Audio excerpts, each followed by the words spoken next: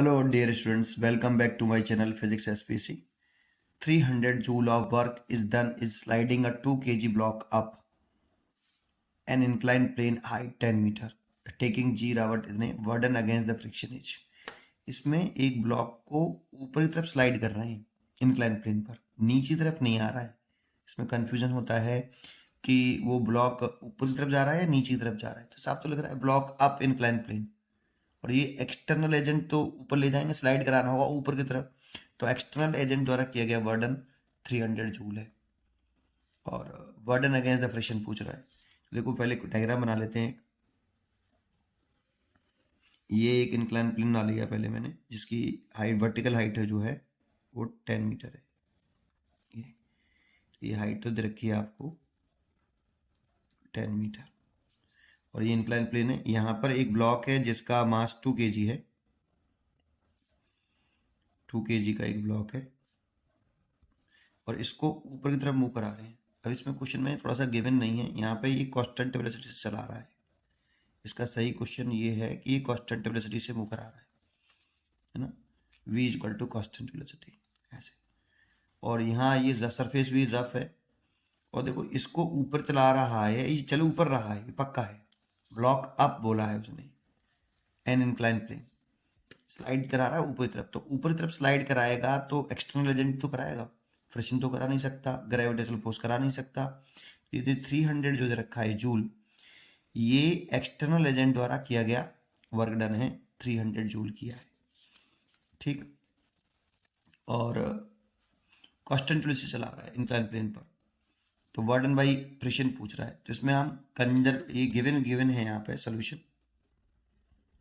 वर्डन by external agent दे रखा है, work done by external force, W external force is equal to 300 joule. ये हमें गिवन है, ये हमें गिवन है, ठीक। तो यहाँ पे कितने फोर्स इन्वॉल्व है, तो 3 फोर्सेस इन्वॉल्व हैं यहाँ पे। एक तो एक्सटर्नल फोर्स होगा जो इसे ऊपर चढ़ा रहा होगा, एक ग्रेविटेशनल फोर्स लग रहा होगा mg डाउनवर्ड, उसका कंप्यूट होगा mg सैनिटाइज साइड में, और एक फ्रिक्शन फोर्स होगा। और हमसे वर्डन अगेंस्ट द फ्रिक्शन कह रहा है, तो कैसे करें जरा देखें। तो using according to work energy theorem, according to work energy theorem, और इस थ्योरम में हम लिख सकते हैं work done by all forces, work done by all forces is equal to change in kinetic energy. अब चेंज इन काइनेटिक एनर्जी तो zero होगी क्योंकि वेलोसिटी कांस्टेंट है। वर्डन बाई ऑल फोर्सेस की बात करें तो work done by external force plus work done by gravitational force plus work done by friction, है ना। और एक नॉर्मल फोर्स भी लग रहा होगा, वर्डन बाई नॉर्मल फोर्स, एक ब्लॉक पर एक नॉर्मल फोर्स लग रहा है, उसके द्वारा किया गया वर्डन जीरो होगा क्योंकि डिस्प्लेसमेंट ऐसे होगा और नॉर्मल फोर्स ऐसे लगेगा, तो work done by normal force zero, है ना। तो वो भी लग रहा होगा, वो कंसिडर नहीं कर रहा मैं यहाँ। चेंज इन काइनेटिक एनर्जी, ये वर्डन बाई एक्सटर्नल फोर्स तो हमें निकालना है। यहाँ पर हियर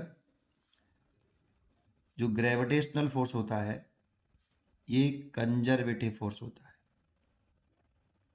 और फ्रिक्शन फोर्स तो नॉन कंजर्वेटिव होता है, इसीलिए work done by conservative force is equal to minus K delta U होता है। This is a change in gravitational potential energy.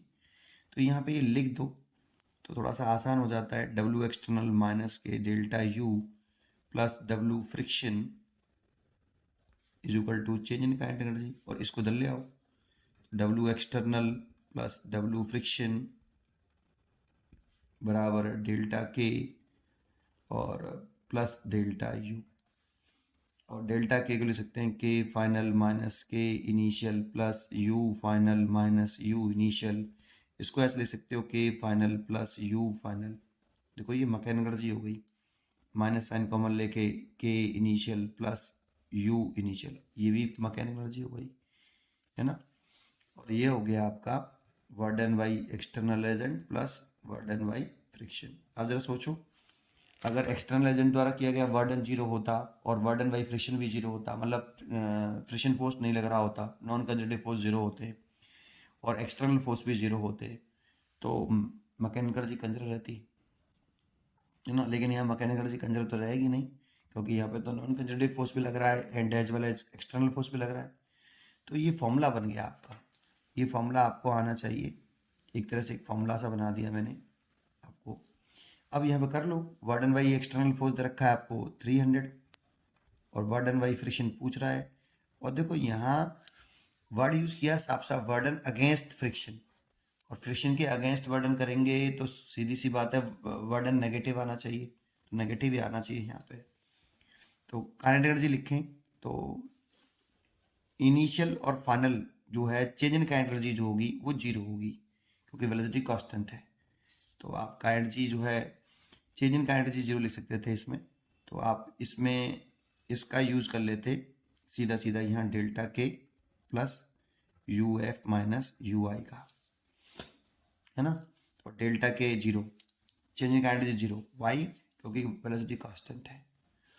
तो change in kinetic energy zero plus final potential लिखे हैं, तो इसको मैंने ग्रेविटेशनल रेफरेंस लेवल माना है, इसको मैंने ग्रेविटेशनल रेफरेंस लेवल कंसिडर किया है।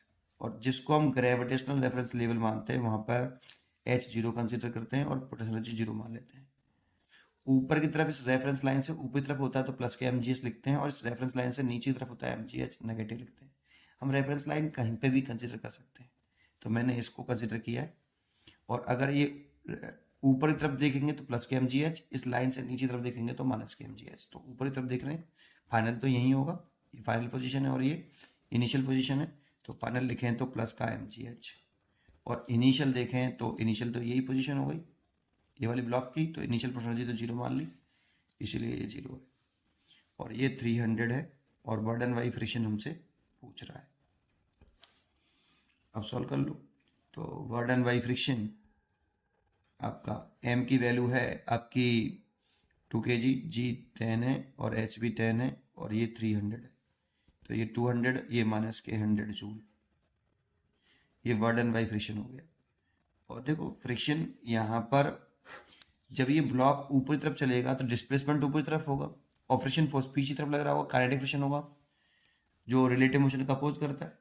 तो फ्रिक्शन फोर्स पीछे होगा, डिस्प्लेसमेंट आगे की तरफ होगा, तो एंगल 180 डिग्री होगा, तो वर्डन बाई फ्रिक्शन जो आएगा वो नेगेटिव आएगा, तो नेगेटिव ही आ रहा है, माइनस के 100 जूल। तो मैग्नीट्यूड वाइज देखें तो वो 100 जूल होगा, इसीलिए इसका answer B is a correct answer. पढ़ते रहिए और खुश रहिए। Thank you.